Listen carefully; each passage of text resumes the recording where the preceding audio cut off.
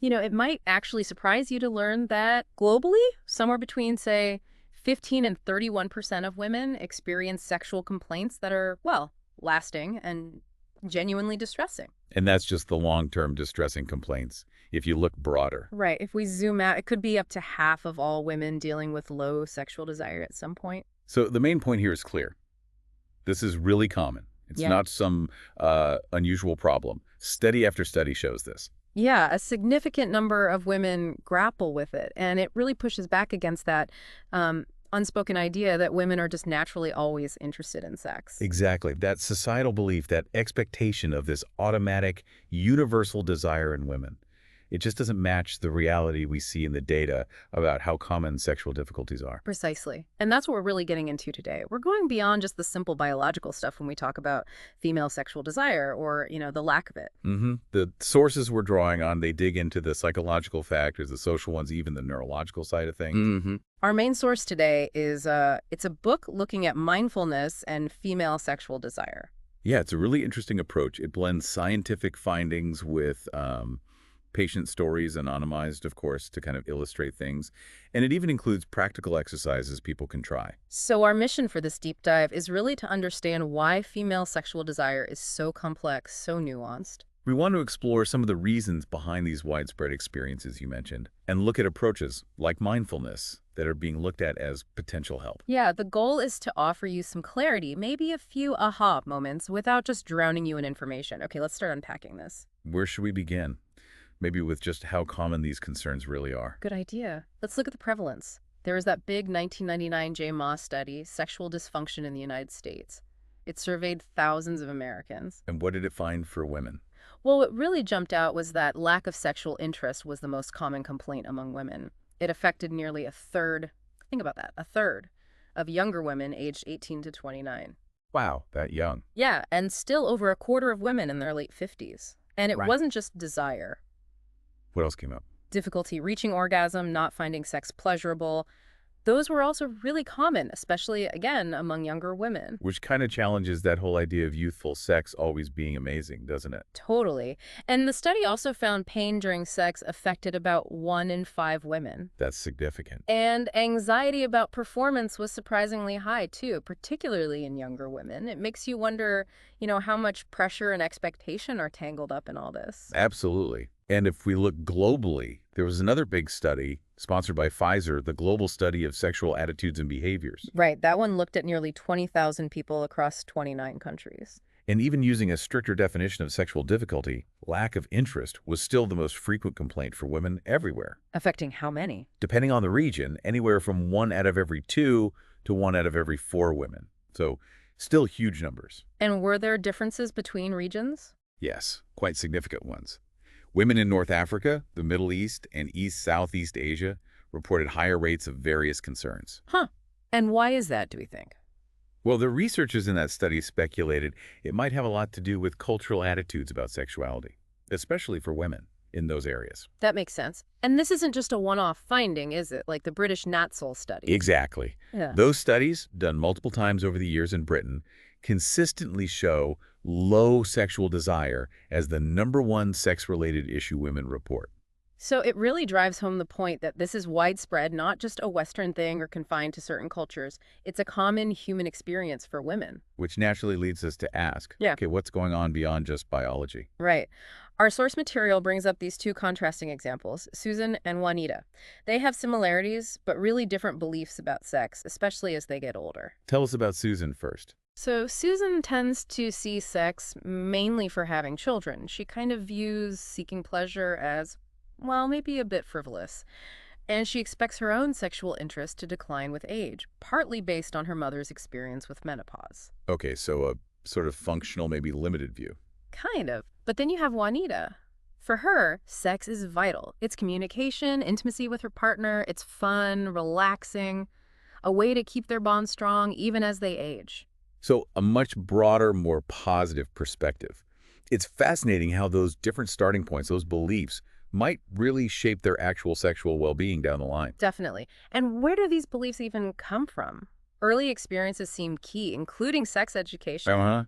That British Natsal study we mentioned actually found something interesting there. What was that? People who got their main sex ed primarily in school, they tended to start having sex later, used safer sex practices more often, and reported less distress about sex overall. So comprehensive school-based education seems to have a positive impact, moving beyond just, don't do it. It certainly suggests that. But it's not just the formal stuff, is it? No, absolutely not. The source really highlights how important those early home life experiences are. Like, could you ask questions about sexuality openly? Did you see affection expressed? Seems like those subtle things can really leave a mark on our adult attitudes and sexual health. For sure. And negative messages early on can create real emotional roadblocks later. Like the example given about masturbation. Exactly. Women feeling embarrassed or anxious about it, often because of shame or just bad information they got as kids. Those feelings can stick around, even when you're an adult. Those early emotional imprints can be really powerful. Okay, let's shift gears a bit. Let's talk about something many of us can relate to, mental health and stress and how they impact desire. Yeah, the source brings in Cynthia's story here. She's a counselor, and she saw her own desire just plummet after a really stressful job change kind of tipped her into depression. And her story isn't unusual, right? Not at all. It's a powerful example of something very common. A study back in 2003 found that mood, emotional well-being, and relationship quality were actually the strongest predictors of sex-related distress in women. Stronger than physical factors? Often, yes. It seems like a negative mood can really disrupt sexuality directly. Think about apathy, that core feature of depression, where you lose interest in things you used to enjoy. Sex often falls into that category. And it's not just clinical depression. What about just chronic stress, like Cynthia experienced? Right, that has real physiological consequences. When we're stressed, the body releases cortisol. Now, cortisol isn't bad in short bursts, but constantly high levels.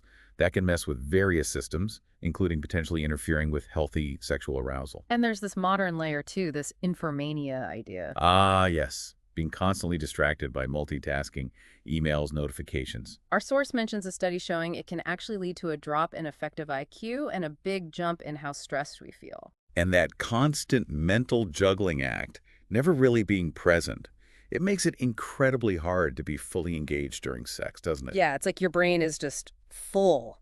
No room left to focus on and respond to your partner or your own body. And think about the fight or flight response. Great if you're facing a tiger, but not so helpful if it's constantly triggered by everyday stress. Because the physical changes, tense muscles, blood flow shifting away from certain areas. Exactly. Those changes can directly get in the way of the body's natural arousal process. Okay, so stress and mood are huge factors. What else does the source explore? There's something about a giving nature. Yes, particularly how it can manifest in women. We meet Joanna. Her whole life, she focused on everyone else's needs, including her husband's need for sex, as she put it, because he needs sex. Without really thinking about her own pleasure. At all. It's quite striking, isn't it, how we can be so tuned in to others, but completely disconnected from our own needs, especially somewhere as personal as sex. Joanna's story is quite something. She was a nurse, familiar with anatomy, but apparently didn't know much about her own sexual anatomy or how she could experience orgasm. Her main driver for sex was pleasing her partner. Her own satisfaction wasn't really on the map. Until she went to sex therapy. Right. That's where she finally started to explore her own reasons for sex, beyond just obligation or pleasing someone else. It really shows how always putting others first can lead to this profound lack of self-awareness about your own desires and needs. A really important point. Now let's touch on something else, the whole medical approach to sexual dysfunction. That really took off in the late 90s, didn't it? Oh, absolutely. When Viagra arrived, it completely shifted the conversation. Suddenly, there was this huge interest in finding medical, specifically pharmaceutical solutions for sexual problems. For men, and then the thinking went, for women too. And that led to organizations being formed. Yes, like the International Society for the Study of Women's Sexual Health, the ISSWSH. But, it was founded in that era, heavily influenced by the medical model and drug company research. And the big goal became finding the pink Viagra, right? A pill for female desire. That was the quest.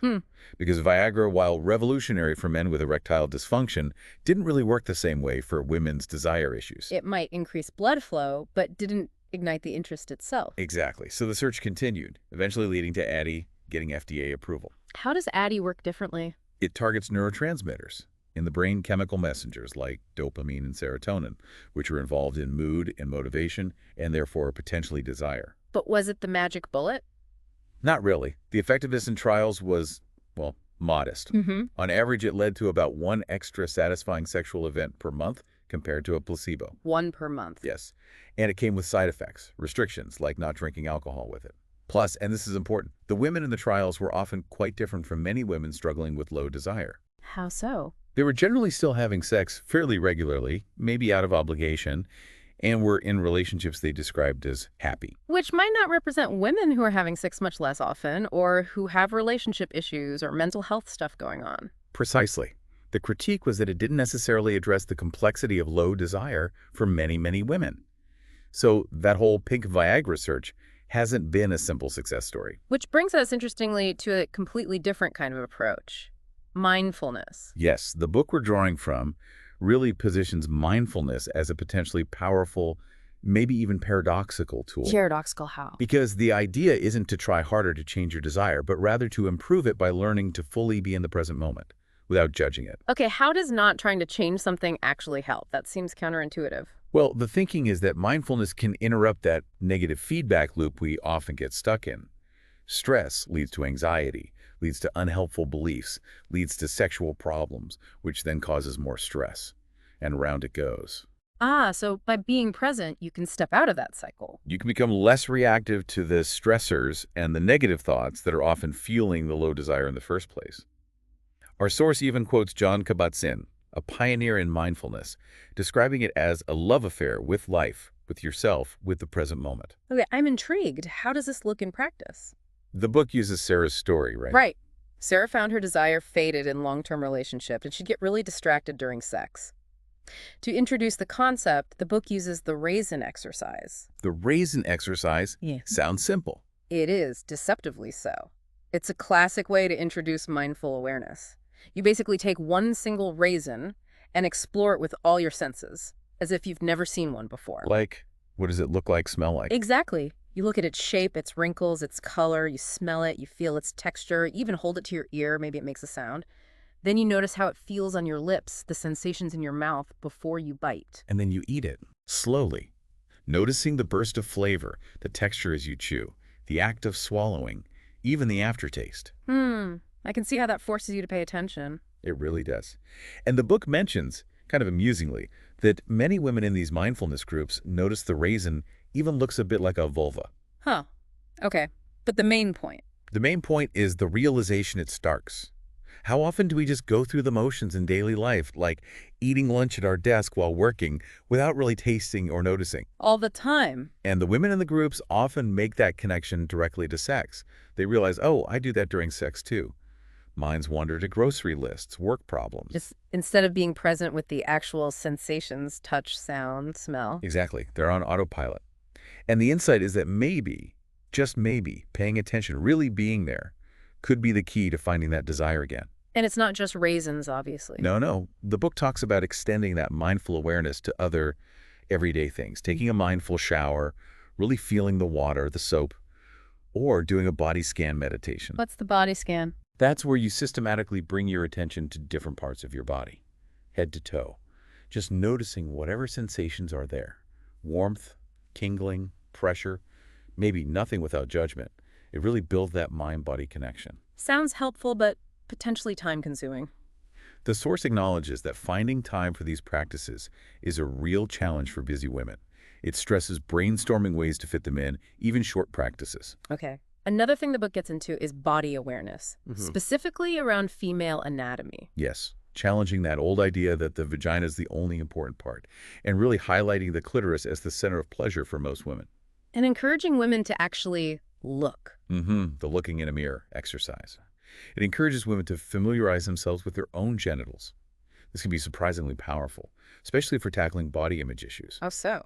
Many women carry shame or discomfort about their bodies, avoid looking at themselves, or worry about being seen by a partner. This exercise is a step towards acceptance and demystification. And then, building on that awareness, the book suggests using sexual tools. Right, things like vibrators, maybe exploring erotica, using fantasy, but combining them with these body awareness exercises. The goal isn't just orgasm, though. No, not necessarily. It's more about learning to identify and pay attention to any subtle sexual feelings or sensations that might arise, feelings you might normally ignore or not even register. And the book distinguishes erotica from pornography. It does. It suggests erotica often focuses more on the interaction, the build-up, maybe more attention to the woman's experience, whereas porn could be more narrowly focused on just triggering arousal, often visually and from a male perspective. And there's a specific body awareness exercise focused just on genital sensations. Yes, gently bringing attention to different areas, the labia, the clitoris, the vaginal opening, just noticing what's there. Pleasant, unpleasant, neutral. Does it feel sexual at all? Again, it's about reconnecting and listening to the body. It's interesting how this approach can be adapted to, like for survivors of sexual abuse. Yes.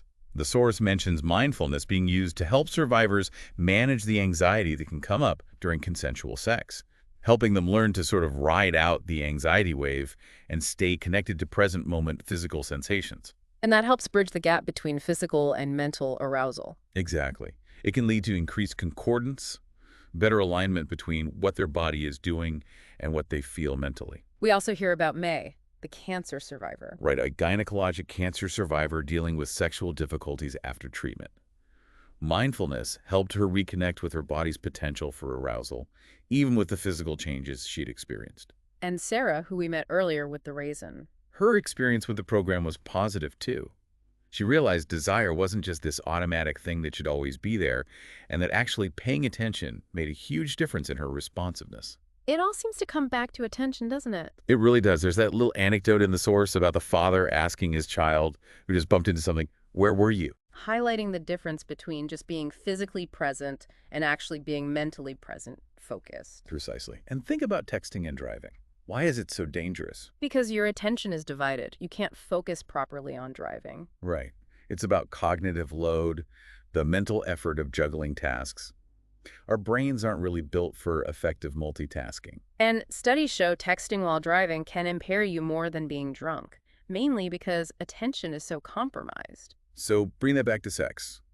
Masters and Johnson, way back, pointed out that inattention is a major roadblock to healthy sexual response. And newer models, like the incentive motivation model. Yeah, they suggest sexual response gets triggered by certain cues or incentives in the environment or in our minds.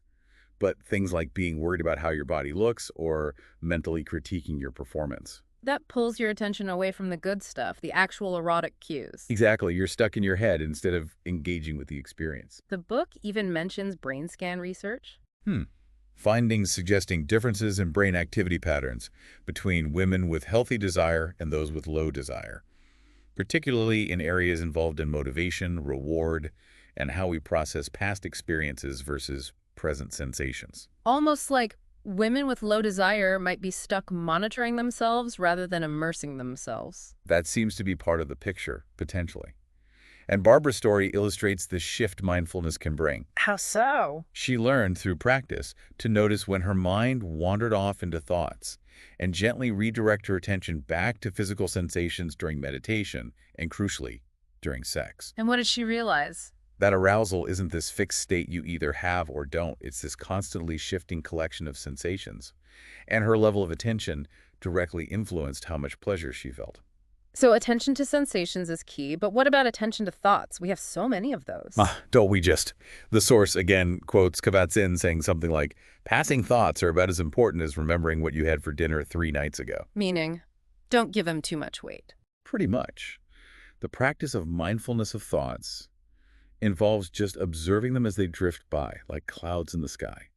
Not judging them, not getting caught up in them, just seeing them as mental events. And noticing any feelings they bring up. Yes, and then gently bringing your focus back to an anchor, like your breath or body sensations. How could that practice specifically help with sexual desire, if you're listening? Well, think about it. How often do critical thoughts about yourself or worries about your partner or just random distracting thoughts pop up during sex and pull you out of the moment? Learning to just let them pass without grabbing onto them could be huge. Okay, that makes sense. Now let's dig a bit deeper into the how. How does mindfulness actually work for these issues? The book talks about concordance. Right. Sexual concordance. That's basically the alignment or agreement between your mental arousal feeling turned on and your physical arousal, like genital blood flow. Versus discordance, where they don't match up. Exactly. Your body might be showing signs of arousal, but you don't feel turned on, or vice versa. And research by Meredith Chivers suggests. Her work indicates that, on average, women tend to have lower concordance than men. There's often a bigger gap between their physical response and their subjective feeling of arousal, Why is that important for mindfulness? because mindfulness seems to help bridge that gap. By increasing awareness of bodily sensations, it can help women's mental experience catch up with or tune into their physical responses. Gianna's story illustrates this, right? She was easily distracted, low response. Yes, even when watching something explicitly erotic, mindfulness helped her grasp that crucial mind-body link.